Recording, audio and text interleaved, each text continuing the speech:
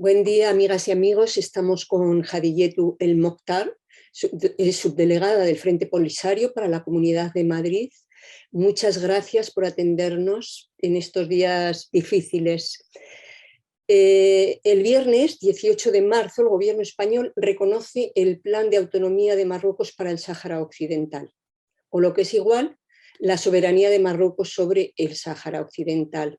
Es un giro radical respecto a la posición de neutralidad que España ha mantenido en los últimos 46-47 años. ¿Podríamos explicarnos sintéticamente la situación que se ha presentado de golpe? Muy buenos días, gracias por atendernos y sobre todo por darnos la oportunidad de poder explicar el problema que tenemos con esta nueva situación inédita en el Estado español, precisamente porque España sigue siendo la potencia administradora del territorio del Sáhara Occidental, que es un territorio no autónomo pendiente de descolonización desde 1963 en la agenda de las Naciones Unidas.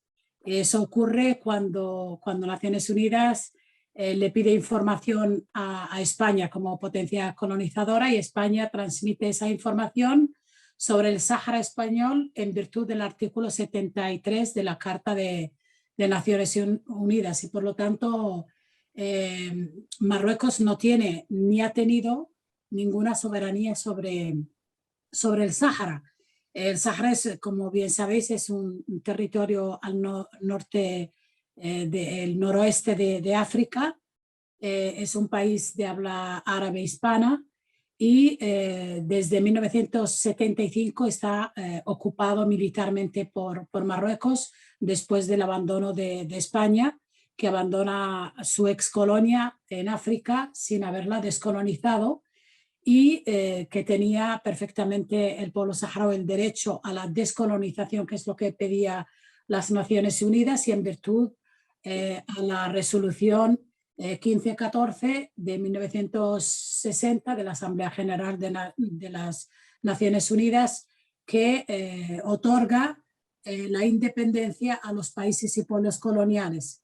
Y desde entonces se ha mantenido una especie de neutralidad, entre comillas, en el que España acompaña el proceso de Naciones Unidas con una posición en la que hay un consenso de las fuerzas políticas, en el que se dice apoyar el derecho de autodeterminación del pueblo saharaui, pero a partir del 82 hay una deriva de los diferentes gobiernos de España, especialmente los socialistas, que se van despojando en el camino de ese apoyo contundente y unánime de la clase política española y que ha derivado precisamente en lo que hemos conocido este viernes, en el que el gobierno de Sánchez, que no el gobierno de España, porque el gobierno de España ahora mismo está en una coalición que ha manifestado su rechazo a la posición que ha adoptado Sánchez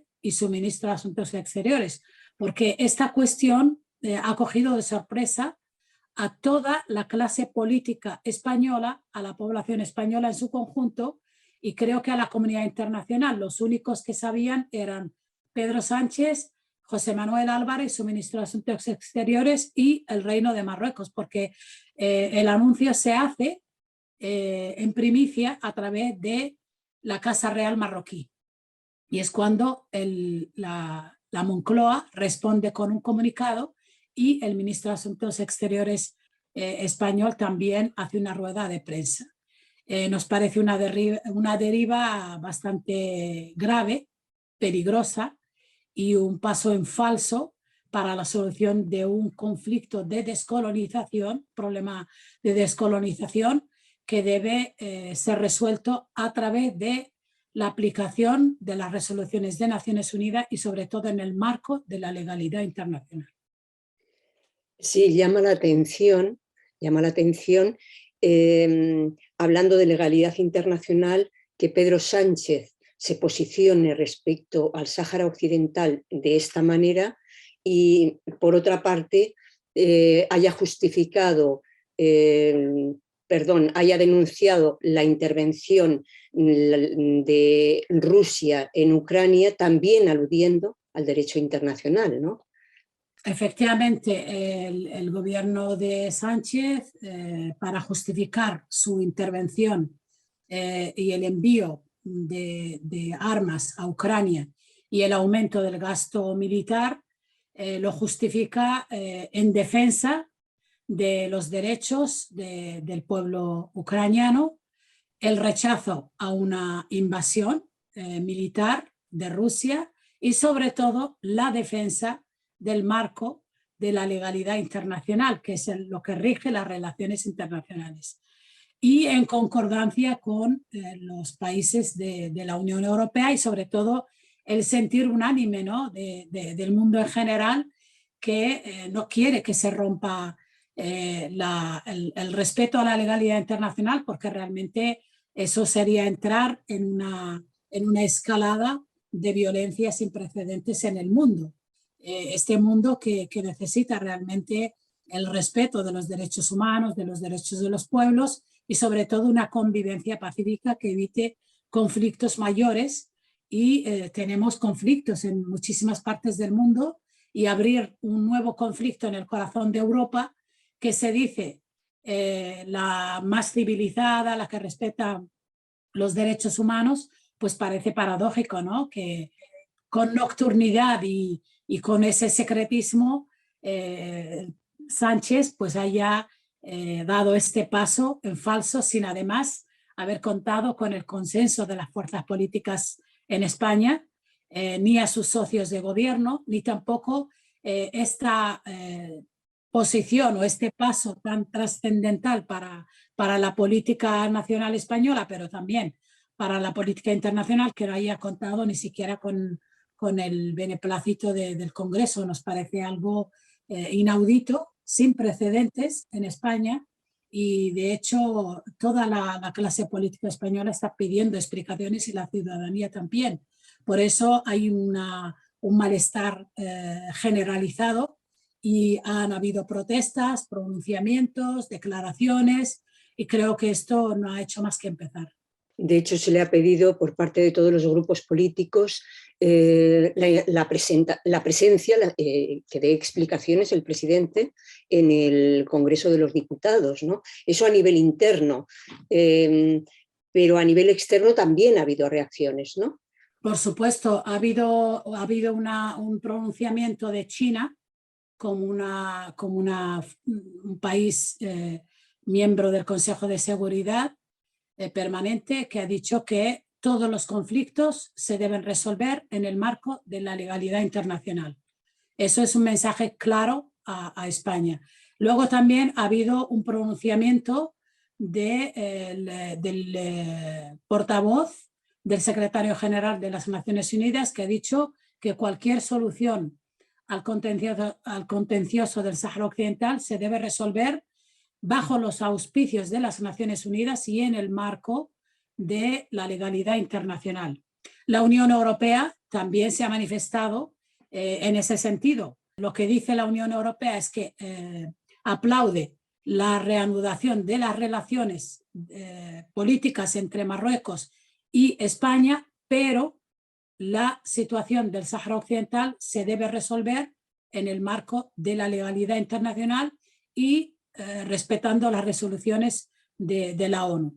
Y luego, bueno, el pronunciamiento también del presidente del Congreso de Estados Unidos, de que el problema del Sáhara se debe resolver en el marco de Naciones Unidas y acorde a la legalidad internacional. Entonces, todos los actores internacionales importantes están en esa línea, ¿no?, de que la resolución del conflicto del Sáhara se debe resolver en el marco de las Naciones Unidas. Creo que lo que ha dicho Sánchez y ese paso que ha dado, pues tiene la misma vigencia que el tuit de Trump.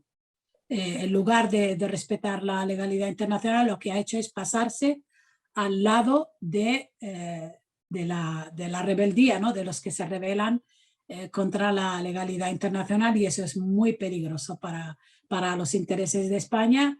Pierde toda credibilidad al posicionarse al lado del agresor y de la fuerza de ocupación. ¿Qué consecuencias puede tener a nivel de la región y en las relaciones de España con el norte de África, ¿no? Bueno, como he dicho, pierde esa credibilidad porque es uno de los países interesados, ¿no? Y partes en este conflicto. Antes se pedía que fuera una parte de la solución y no una parte del problema, aunque el problema realmente lo ha causado España al pueblo saharaui al haberlo abandonado sin descolonizar. Por eso Naciones Unidas sigue considerando a España como potencia administradora y además le exige la implicación en la resolución de este conflicto. Lo que ocurre y las consecuencias son impredecibles porque Argelia ya se ha pronunciado retirando a su embajador. Por lo tanto, aquí tiene a España lo que ha hecho es abrir una crisis con Argelia, que además es el proveedor energético, que además es un país muy importante en el norte de África, es una potencia, es un país muy fiable, tiene buenas relaciones con todos los países del mundo, con Estados Unidos, con Rusia, con China. Es un país que respeta sus compromisos y todo lo contrario de Marruecos. Y además Argelia recibe miles y miles de refugiados y de migrantes que quieren atravesar Europa a través de provenientes de África y sin embargo nunca ha utilizado esa carta como medida de presión como lo hace Marruecos, ¿no? Además de manera muy flagrante como hemos podido ver en marzo del año pasado en lo que pasó en Ceuta, ¿no? Cuando Marruecos echa a más de 10.000 menores y mujeres y jóvenes al mar para presionar a España. Y luego la relación de Argelia con el resto de países, incluido España, es una relación bilateral de respeto mutuo, cosa que no ha hecho España al haber hecho este pacto con Marruecos sin anunciárselo o sin comunicárselo vía diplomática a Argelia. Por eso el enfado de Argelia, simplemente porque no ha sido puesto el aviso, no ha habido una comunicación. Y las consecuencias para España pues son bastante graves, desde la ruptura de comunicación diplomática con Argelia, que es su mayor proveedor energético, hasta la ruptura política y social en el mismo Estado español, porque no hay que olvidar que todas las fuerzas políticas han pedido la comparecencia de Sánchez, que ha utilizado una estratagema bastante descarada en lugar de presentarse en el Congreso para dar explicaciones, lo que ha hecho es enviar a su ministro de Asuntos Exteriores y él pues inventarse una visita a Ceuta y Melilla cuando no estaba programada.